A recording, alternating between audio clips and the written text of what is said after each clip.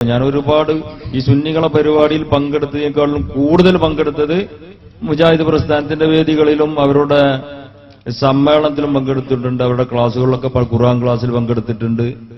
ഇതിലൊക്കെ ഞാൻ ചോദ്യം ചോദിക്കാറുണ്ട്. ഇതുമാതിരി അങ്ങനെ ചോദിച്ചുകൊണ്ടാണ് ഞാൻ സുന്നിയായത്. ഞാൻ അത് ഈ അവസരം തരികയാണെന്നുണ്ടെങ്കിൽ ചോദ്യത്തിന്റെ മറുപടിക്ക് മുന്നേ ഒരു 5 മിനിറ്റ് ഞാൻ വിശദീകരിക്കാൻ നിങ്ങൾ അനുവദിക്കുകയാണെങ്കിൽ ഞാനത് പറയാം. പറഞ്ഞൂടെ? അതായത് പറയാം, പക്ഷെ ഏത് സമയത്തും വഹാബികൾ വന്ന മൈക്ക കൊടുക്കണം. തീർച്ചയായും കൊടുക്കും. സഹോദരന്മാരെ, ഞാൻ ഒരു സുന്നി കുടുംബത്തിൽ ജനിച്ച ആളാണ്. ചോലയിൽ ഉമ്മർ.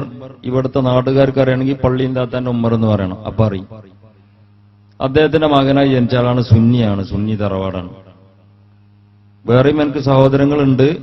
അതിൽ ഞാനും എന്റെ അനുജൻ, എന്റെ അത്ര ഒരു മുജാഹിസം പോരാന്, എന്നാലും അവിടെ പള്ളിയിനോട് കൂടെ ബന്ധപ്പെടുന്ന ആളാണ്. പിന്നെ ഞാൻ എടവണ്ണ യത്തീങ്ങാനയിൽ പഠിച്ച ഒരാളാണ്. അതിന് അവരോട് വളരെയധികം നന്ദിയുണ്ട്, ആദരവുണ്ട്. അള്ളാഹു തആല അവർ ഉദ്ദേശിച്ച ആ ഉദ്ദേശത്തിന് അള്ളാഹു പ്രതിഫലം കൊടുക്കട്ടെ. അവരെ ചോറ് നിന്ന് കണ്ട് തന്നെ അവരെ വിമർശിക്കാന്നൊക്കെ പറയുന്ന ആളുകൾ ഉണ്ടാകും.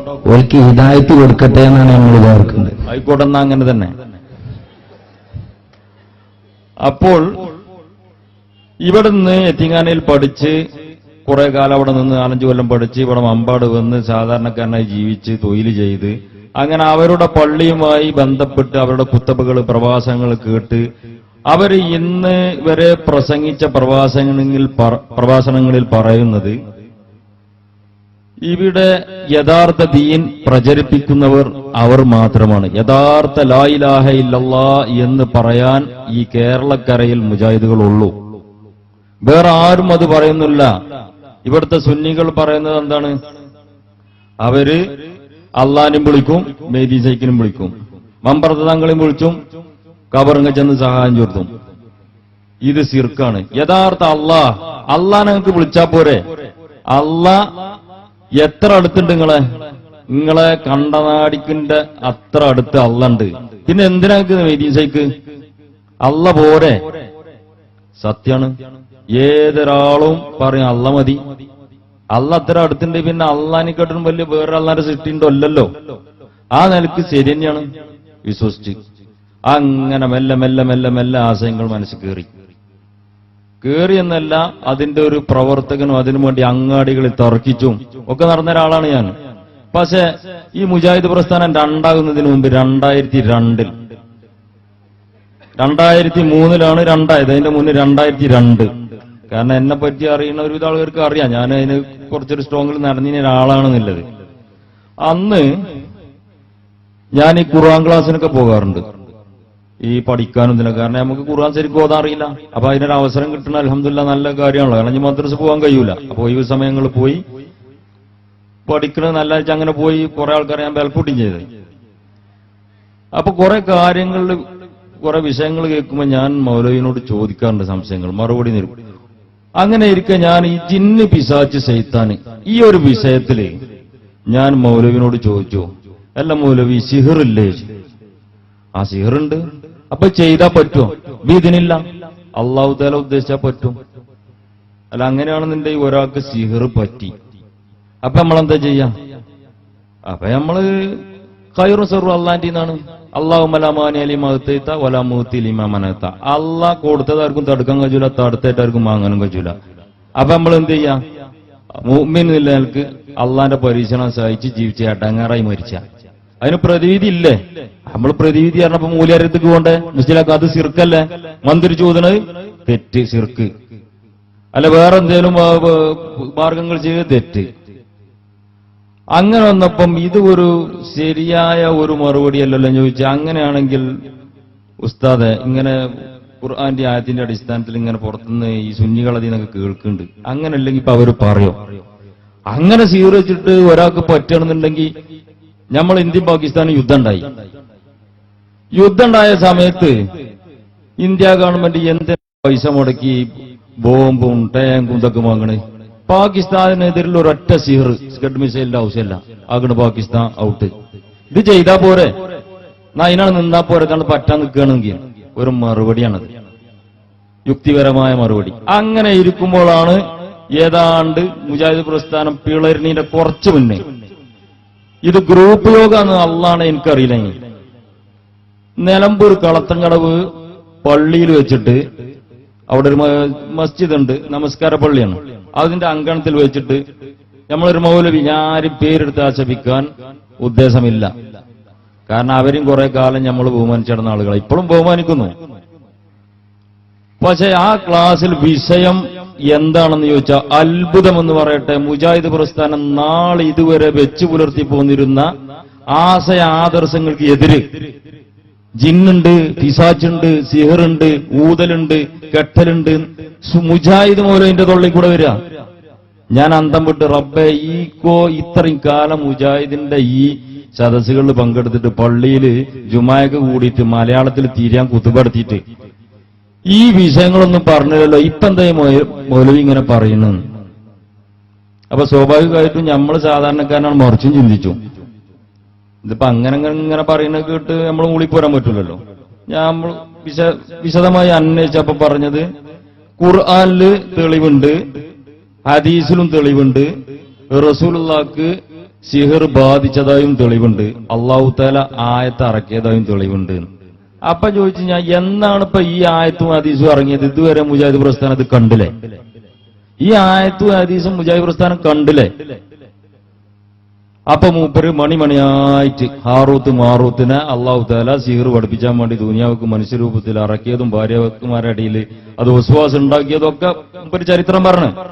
പിന്നെ റസൂലുള്ളാഹിക്ക് വസ്വാസ് ബാധിച്ച് നമസ്കാരത്തില് അത് മറ്റുള്ള വെച്ച് ചെയ്തിട്ടില്ല എന്ന് തോന്നുക, ചെയ്തിട്ടില്ലാത്ത കാര്യം ചെയ്തിക്കണമെന്ന് തോന്നുന്നു. ഇങ്ങനെ വസ്വാസ് വെച്ച് റസൂലുള്ളാഹി അള്ളാഹിനോട് പ്രാർത്ഥിച്ച് സുജൂദിൽ നിന്ന് 2 മലക്കുകൾ ഇറങ്ങി കാലിന്റെ ഇടയിലും തോളിലും ഇരുന്ന് എന്നിട്ട് അവർ സംസാരിച്ച് അപ്പൊ പറഞ്ഞ ലബീദ് ബിൻ അഹ്സൻ എന്ന് പറഞ്ഞൊരു ജൂതനും അവരുടെ പെമ്മക്കളും കൂടിയിട്ട് റസൂലുള്ളാഹിന്റെ രോമങ്ങളും ഇതിലൊക്കെ കൂടിയിട്ട് പൂമ്പോളയിലും സിഹർ ചെയ്ത് ഇന്ന സ്ഥലത്ത് കിണറിൽ കൊണ്ട് ഇട്ടിട്ടുണ്ട് എന്ന് വിവരം റസൂലുള്ളാഹിക്ക് കിട്ടി. പിറ്റേന്ന് സഹാബാക്കൾ പോയി അത് പുറത്തെടുത്ത് അവർ റസൂലുള്ളാഹി പറഞ്ഞു പുറത്തെടുക്കണ്ട, അത് മൂടിക്കളയും, എനിക്കത് ഒന്നും ബാധിച്ചിട്ടില്ല, അതുകൊണ്ട് മറ്റൊരാൾക്കും ബാധിക്കണ്ട.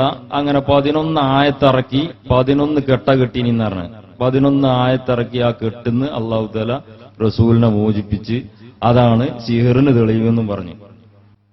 അപ്പം ഞാൻ ചോദിച്ച്, ഇന്ന് വരെ പറഞ്ഞ ആശയത്തിന് എതിരാണുള്ളത് എത്രത്തോളം എന്ന് പറഞ്ഞാൽ പിന്നാണ് വരുന്ന വിഷയം ഞാൻ പറയണ്ടല്ലോ. ജിന്നിന്റെ ഒക്കെ വിഷയത്തിൽ മുജാഹിദ് പ്രസ്ഥാനം പോയൊരവസ്ഥ സക്കരിയ സലാഹി പറഞ്ഞ് ഒരു ജിന്നിനെ ഒരാള് വൈപ്പെടുത്തി കഴിഞ്ഞാൽ അല്ലെങ്കിൽ അവന്റെ ഒരു സഹായം കിട്ടിക്കഴിഞ്ഞാൽ, ജിന്നിന്റെ ഒരു സഹായം കിട്ടിക്കഴിഞ്ഞാൽ എത്രത്തോളം സഹായിക്കും? അമേരിക്കയിൽ നിന്ന് 5 മിനിറ്റ് കൊണ്ട് മരുന്ന് ഇവിടെ എത്തിച്ചു എന്നാണ്.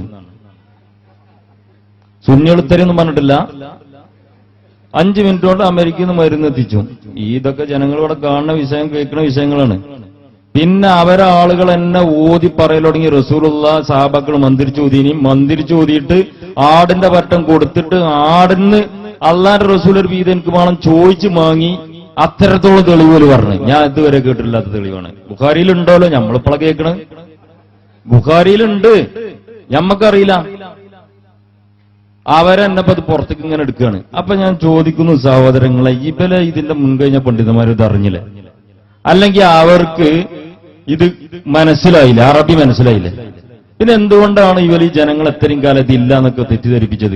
ഈ 2003 മുന്നേ ജീവിച്ചു മരിച്ച മുജാഹിദീങ്ങൾ അവർ വിശ്വസിച്ചിരുന്നത് ഇതൊന്നുമില്ല, അതൊക്കെ മനുഷ്യനെ മുസ്ലിയാക്കന്മാര് ഇവിടെ ഓരോ ജിന്ന് ശൈത്താന് പറഞ്ഞ് ആയിരം വാങ്ങാൻ മന്ത്രിച്ചു കൂതാൻ വേണ്ടിയിട്ട് കെട്ടിയിട്ട് പൈസ ഇതാക്കാൻ വേണ്ടിയുള്ള ഓരോ പരിപാടിയാണെന്ന് അതുവരെ പ്രചരിപ്പിച്ചിരുന്നത്. ഇപ്പൊ ഇവരെന്നതിന്റെ ആൾക്കാരായി പറയുമ്പോ ഞാൻ ചോദിക്കുന്നത്, ഇത് വിശ്വസിച്ച് ജീവിച്ചു പോയ ഇവിടുത്തെ മുജാഹിദുകള് സത്യത്തിൽ അള്ളാന്റെ ഒരു കുദറത്ത് അല്ലെങ്കിൽ അള്ളാഹ് ഇറക്കിയൊരു സംഗീതത്തെ നിഷേധിച്ചാൽ ഞാൻ മനസ്സിലാക്കിയത് അത് കുഫ്റുന്നാ. ശരിക്കും കുഫ്റുല്ലോൻ എന്താണ്? അതിന് പശ്ചാത്തലിച്ചിട്ടുള്ള ഈ നരകം കിട്ടുന്ന നമ്മൾ വിശ്വസിക്കണേ. അങ്ങനെ വരുമ്പോ ഈ മുജാഹിദുകൾ ഇന്ന് വരെ വിശ്വസിച്ചു വന്ന ഈ പിശാച്ച്, ജിന്ന്, ഇങ്ങനത്തെ വിഷയങ്ങളിൽ കുഫറിൽ പെട്ടുപോയി മരിച്ചുപോയി എത്രയോ മുജാഹിദുകൾ നമ്മളെ നാട്ടിലും പുറത്തൊക്കെ ഉണ്ട്. ഇവരാ പാപങ്ങൾ ആരേറ്റെടുക്കും? അന്ന് ഇതിനെ നിഷേധിക്കാൻ ഇവര് ഉപയോഗിച്ചത് ഖുർആനും ഹദീസുകളാണ്, അല്ലാതെ ബൈബിളോ അല്ലെങ്കിൽ മറ്റുള്ള രാമായണങ്ങളൊന്നും അല്ല. ഖുർആനെന്ന് ഓതിയിട്ട് തന്നെയാണ് പറഞ്ഞിട്ടുള്ളത്. ഈ ജനങ്ങളെ വിശ്വസിപ്പിച്ചതും ഖുർആാനും സുന്നത്തും പറഞ്ഞിട്ടില്ല സ്ഥാപിച്ചാദ്യം. ഇപ്പൊ അതേ തെളിവ് ഉണ്ടെന്ന് പറയാൻ ഖുർആാനും സുന്നത്ത് തന്നെ. റഹ്മാൻ അറബെ കുടുങ്ങിയല്ലോ. ഞങ്ങളെ പോലത്തെ സാധാരണക്കാർ എന്താ ചെയ്യണ്ടേ? السلام عليكم ورحمة الله وبركاته.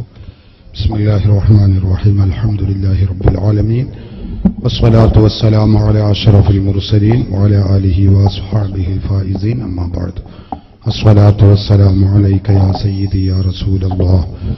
خذ بيدي قلت حيلتي يدركني يا رسول الله.